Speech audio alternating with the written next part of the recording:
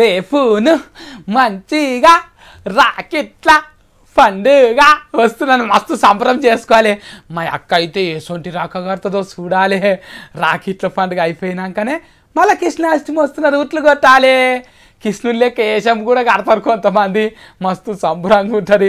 మళ్ళీ అయిపోయినాక వినాయక చవితి వస్తుంది, గణపతి బోరి అంట అని నిమజ్జనం దాకా మస్తు జోరుగా ఉంటుంది పండుగ.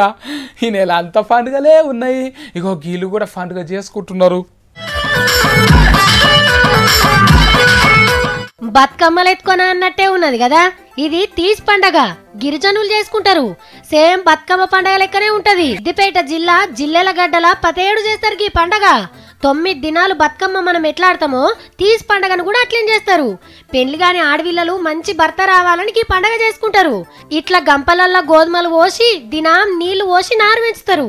కులదైవం మేరమ్మను గోల్చుకుంటా దినాం పొద్దుమీకినాక గిట్ల ఒక్కతాన గోధుమ పుట్టలు పెట్టి బతుకమ్మలు ఆడతారు. పుట్టల గోధుమ నారు మంచిగా పెరిగితే వాళ్ళకి మంచి మొగుడొస్తాడని నమ్మిక.